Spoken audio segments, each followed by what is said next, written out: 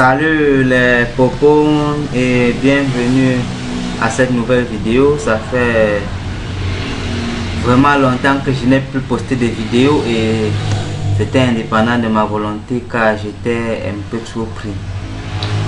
Bon, il y a beaucoup de gens, plusieurs de nos amis du forum qui ont soulevé des problèmes, à savoir comment faire pour devenir hacker ou bien quelle est la meilleure façon de commencer pour faire du hacking.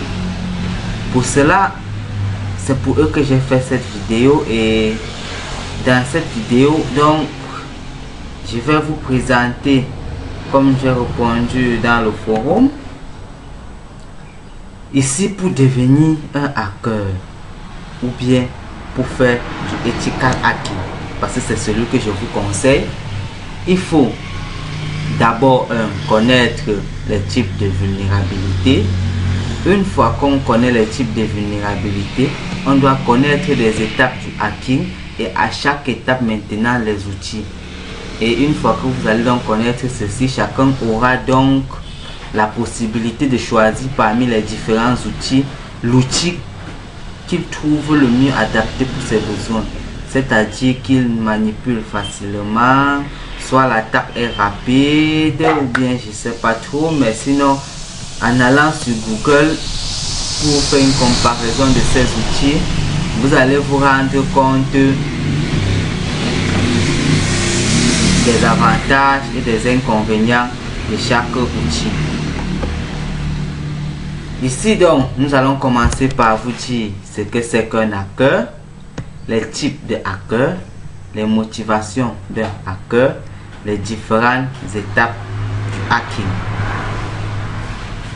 Qu'est-ce qu'un hacker donc? Un hacker, auparavant, c'était un surdoué, c'était un programmeur reconnu, un programmeur talentueux. Mais de nos jours, le terme hacker qui est emprunté du dictionnaire anglais ou bien de la langue anglaise signifie pirate informatique. Un hacker est un fouineur, un bidouilleur, un homme qui a beaucoup de connaissances en informatique, qui peut pirater des logiciels, des sites web, des bases de données, bref, tout système informatique. Parmi les types de hackers, donc, on aura les white hat hackers, les black hat hackers et bien d'autres. Les autres, on peut avoir les grey hackers, on peut avoir les activistes, mais je vais m'attarder uniquement sur ces deux types. Le white hacker, c'est celui-là qui utilise ses connaissances informatiques pour détecter les vulnérabilités des systèmes informatiques et mettre en place des contre-mesures pour aider le propriétaire à s'en protéger. Par contre, le black hacker, c'est celui qui cherche des failles, des vulnérabilités pour s'introduire dans le système, voler des informations sans accord, faire voler, bon petit, voler de l'argent, c'est-à-dire du côté du domaine financier, qui peut également mettre carrément le système en déni de service. Étant donné qu'on en connaît ces deux types de hackers, moi, Popon, je vous conseillerais donc de opter pour devenir un white hat hacker, car c'est également mon objectif à moi, ne pas mettre ma main du côté du black hacking. Ils ont dit il faut connaître hacker pour pouvoir se protéger. C'est la raison pour laquelle même les white hackers sont obligés d'apprendre du hacking. Qu'est-ce qui motive donc les hackers? Aider la communauté, comme je disais tout à l'heure, c'est-à-dire détecter les failles, prendre des contre-mesures, mettre en place des systèmes pour lutter contre certaines techniques d'attaque, mettre à jour les sites de veille informatique, Ça, ce sont les white hackers qui ont pour volonté d'aider la communauté. Il y a aussi des motivations financières. Nous connaissons, donc il peut attaquer le système pour se faire de l'argent. Politique, bon, pour soit défavoriser un parti politique, favoriser un autre ou bien saboter des actions politiques. Pour abus d'ego. Pourquoi ego? Parce que dans le monde du hacking, c'est chacun généralement qui veut se sentir fort. Ce qui fait que certains, beaucoup même piratent des systèmes informatiques juste pour laisser leur signature et dire nous sommes passés par là. Ça fait leur fierté. Pas de vengeance également pour ceux qui ont peut-être été renvoyés et bien d'autres. Là, ils décident de se venger en mettant en déni de service le système ou bien en introduisant des virus dans le système, en piratant les informations de son ex-entreprise, bien ancienne entreprise, pour donc faire une concurrence ou vendre de l'information. Bon, les étapes du hacking.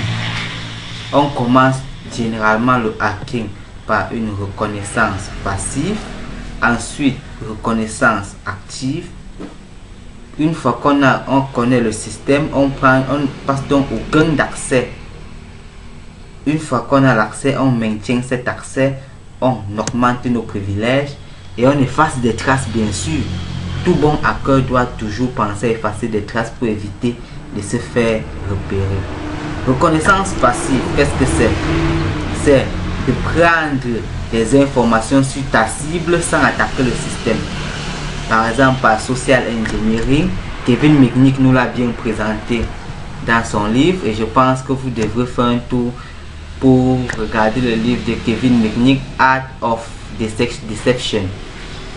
Ingénierie sociale, c'est-à-dire faire un mail à quelqu'un, lui pousser à vous donner des informations, un message d'appel, etc. Exemple, vous pouvez connaître l'adresse mail de l'informaticien et vous connaissez comment il se comporterait si son DG lui demandait une information.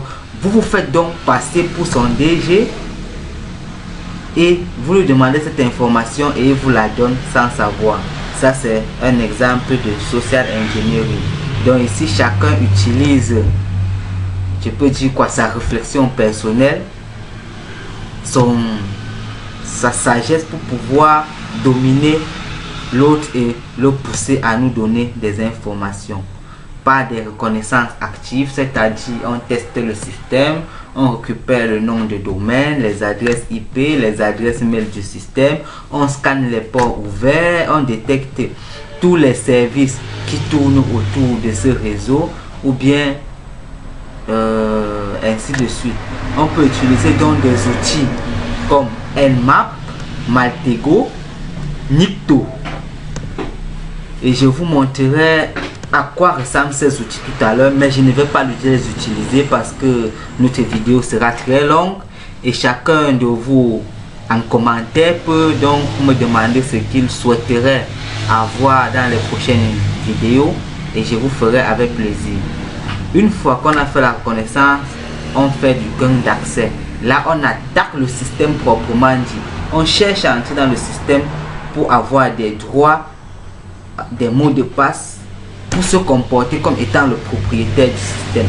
Là, on peut faire des injections SQL, bien des injections de code. On peut donc faire les attaques brute force avec des logiciels comme SQL Map, Amitate, Metasploit, John de Ripper.